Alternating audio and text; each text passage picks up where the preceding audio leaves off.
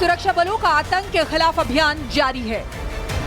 बीते कुछ दिनों से घाटी में सेना ने आतंक के कई मंसूबों को नाकाम किया है।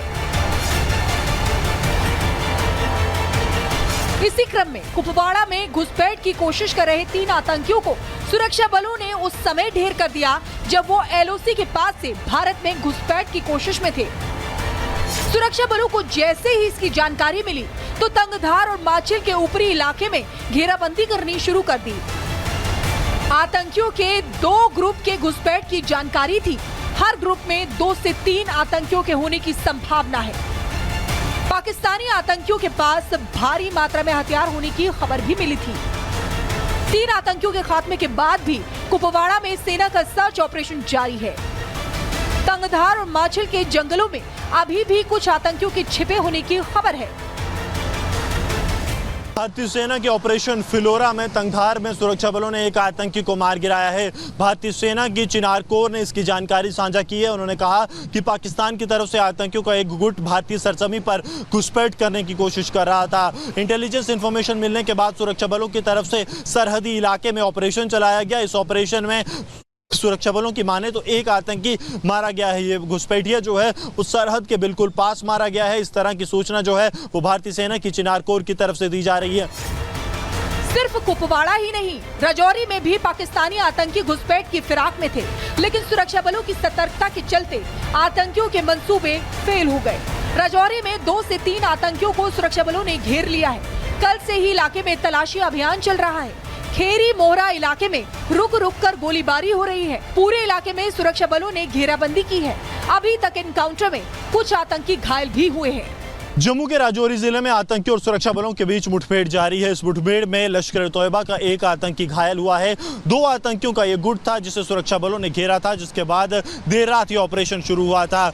लगातार हो रहे आतंकी हमलों के बीच राजौरी को आने जाने वाले रास्तों पर सुरक्षा बढ़ा दी गई है। Jammu Kashmir police special operations group की तैनाती यहाँ पर कर दी गई है ताकि किसी भी तरह की संदिग्ध गतिविधि जो है उसे रोका जा सके। आप देखेंगे इस वक्त हर आने जाने वाले वाहन की सघन तौर पर तलाशी की जा रही है और तलाशी के बाद ही इन वाहनों को आगे जाने की इजाजत यहां पर जम्मू कश्मीर पुलिस की तरफ से दी जा रही है। जंगलों में आतंकियों के छिपे होने की खबर के बाद सभी बॉर्डर इलाकों को सील कर दिया गया। घाटी से जोड़ने वाली सभी सड़कों पर पहरे को बढ़ा दिया गया। हर आने जाने वाली गाड़ियों की सघन तलाशी ली जा रही है। जम्मू कश्मीर पुलिस की तैनाती आप यहां पर देखेंगे तो हर एक जगह पर कर दी गई है, खासतौर पर उन जगहों पर जहां पर सुरक्षा बल जो हैं पूरे इलाके पर नज़र रख सकते हैं, क्योंकि ये पुल है, यहां से हर एक गाड़ी को होकर जिसे जम्मू की तरफ आना है राजौरी से उसे गुजरना है। इसलिए अब आप देखेंगे कि चाहे वो जो पैसेंजर वाहन हो उनकी भी तलाशी ली जा रही है। पूरी डिटेल्स जानने के बाद ही सुरक्षा बल इन्हें आगे जाने की इजाज़त दे रहे हैं। जम्मू कश्मीर में चुनावों की तारीखों के ऐलान के बाद से पाकिस्तान घाटी में माहौल खराब करने की कोशिश में जुटा है। यही वजह है कि घाटी में लगातार घुसपैठ की घटनाएं सामने आ रही हैं। लेकिन सरहद पर तैनात हमारे जांबाज जवान आतंकिस्तान की नापाक हरकत का मुंह तोड़ जवाब दे रहे हैं। Bureau report, Republic Bharat. तो ऑपरेशन ऑल आउट लगातार आतंकियों के खिलाफ जारी है। सेना 3 जगहों पर लगातार सर्च ऑपरेशन चला रही है। 3 जगहों पर अभियान जारी है, लेकिन कहां-कहां बड़ी कामयाबी मिली है वो भी हम आपको बता रहे हैं। दरअसल तंगधार में एक आतंकी को ढेर कर दिया गया है, तो वही माछिल सेक्टर में 2 आतंकियों को मार गिराया गया। इसके अलावा राजौरी की बात करें तो वहां पर लगातार आतंकियों के साथ मुठभेड़ जारी है और यह बताया जा रहा है कि कई आतंकी वहां पर छिपे हो सकते हैं। इसीलिए राजौरी के पूरे इलाके को सुरक्षा बलों ने घेरा हुआ है। तो विधानसभा चुनाव होने उससे पहले आतंकी दरअसल चाहते हैं कि किसी भी तरीके से जो चुनाव है वो शांतिपूर्ण तरीके से संपन्न ना हो, और इसीलिए लगातार वो घुसपैठ की कोशिश कर रहे हैं और सेना भी उनके खिलाफ ऑपरेशन ऑल आउट चला रही है। इसी बीच 3 जगहों पर यह ऑपरेशन चलाया जा रहा है, जिसमें 2 जगहों पर बड़ी कामयाबी। 3 आतंकी अब तक ढेर, एक माछिल सेक्टर में 2 आतंकियों को ढेर किया गया, तो तंगधार में एक आतंकी का खात्मा हुआ है। और अब बात रूस यूक्रेन युद्ध की कर लेते हैं, जो अब खतरनाक मोड़ पर पहुंच गया है। आपको बता दें कि दुनिया को अब परमाणु युद्ध का खतरा लगने लगा है, क्योंकि इंटरनेशनल एटॉमिक एनर्जी की तरफ से भी चेतावनी जारी की गई है कि यूक्रेन रूस के परमाणु प्लांट को निशाना बना सकता है। ये बड़ी जानकारी आपको दे रहे हैं और इसीलिए परमाणु युद्ध का खतरा जो है वो बढ़ रहा है, क्योंकि यूक्रेन लगातार निशाना बनाने की सोच रहा है, स्ट्रैटेजी तैयार कर रहा है, रणनीति तैयार कर रहा है कि किस तरीके से रूस के परमाणु प्लांट को निशाना बनाया जाए। इससे पहले कुछ समय पहले जिस तरीके से आपने देखा था कि 9/11 हमलों की याद दिला दी थी, सबसे बड़ी इमारत जो सारातोव में, रूस के सारातोव में थी, उस पर निशाना लगाया गया था, ड्रोन अटैक किया गया था जिसमें 2 लोग जख्मी भी हुए थे। उसके बाद यूक्रेन लगातार स्ट्रैटेजी तैयार कर रहा है कि किस तरीके से रूस को परेशान किया जा सके, परमाणु प्लांट को निशाना बनाया जा सके। और ये बड़ी जानकारी है कि इंटरनेशनल एटॉमिक एनर्जी की तरफ से ये चेतावनी जारी की गई है कि परमाणु युद्ध का खतरा बताया जा रहा है। तो देखिए किस तरीके से खतरनाक मोड़ पर अब ये युद्ध पहुंच चुका है।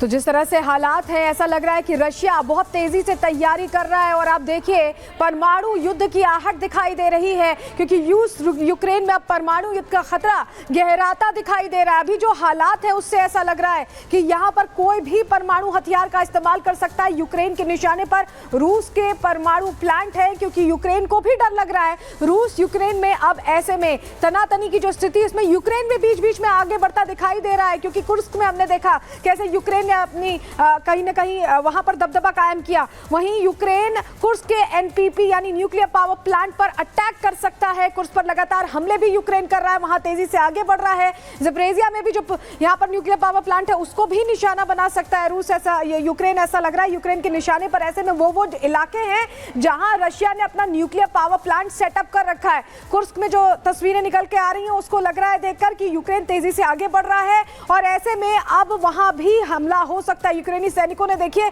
कुर्स्क में घुसपैठ भी कर लिया और रशियन सैनिकों ने वहां आत्मसमर्पण किया था। यूक्रेन के निशाने पर वो तमाम इलाके हैं, ज़पोरिज़िया की बात कर लें, कुर्स्क की बात कर लें, वो तमाम इलाके जहां पर न्यूक्लियर पावर प्लांट है और यही वजह है कि प्लानिंग अब यूक्रेन की तरफ से चल रही है उन पर अटैक करने की। इसी से जुड़ी एक रिपोर्ट, डिटेल रिपोर्ट आपको दिखाते हैं।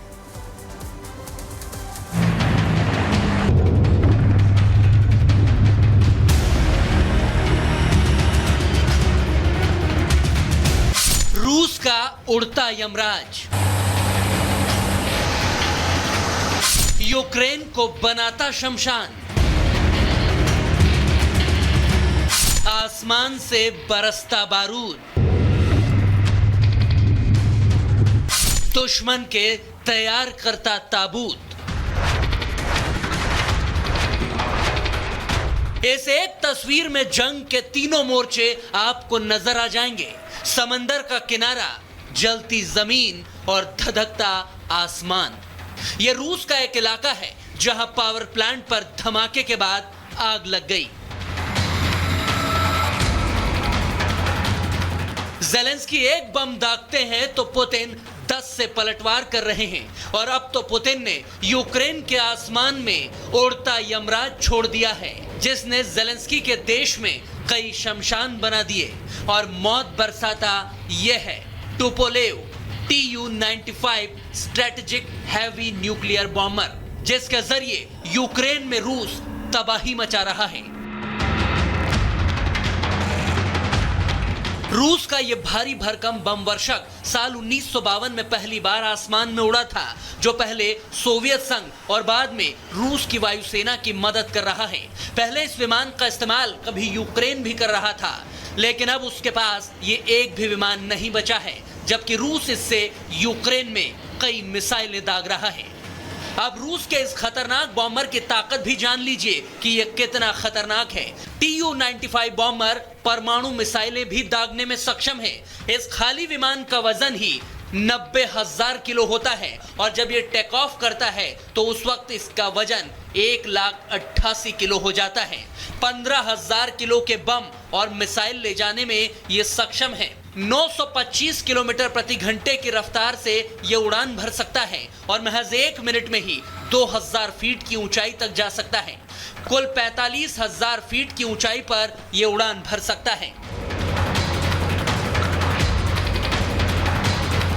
151 फीट से भी ज्यादा इस लंबे विमान को उड़ाने के लिए एक दो नहीं बल्कि पूरे 6 से 7 लोग चाहिए होते हैं। पायलट और को पायलट के साथ पूरी टीम होती है। सोवियत संघ के मशहूर डिजाइनर आंद्रेई टुपोलेव ने इसे बनाया था। यह सोवियत संघ का पहला अंतर महाद्वीपीय बम वर्षक है जो एक महाद्वीप से दूसरे महाद्वीप तक उड़ान भरने में सक्षम है।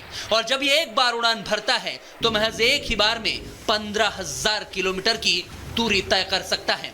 यानी कितने ही देशों को यह अपनी जद में ले सकता है, आप ये सोच सकते हैं। और इसीलिए इसे उड़ता यमराज कहा जा रहा है।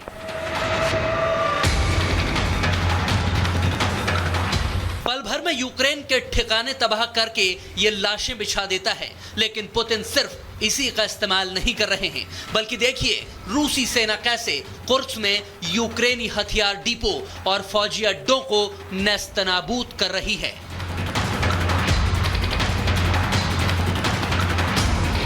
ज़ेलेंस्की झुकने को तैयार नहीं है। अभी तो जमीन से आसमान तक यूक्रेनी फौज भी धमाके करने में जुटी है। रूस के खिलाफ लगातार यूक्रेन भी हमले कर रहा है। सैन्य अड्डे और गाड़ियां राख की जा रही हैं।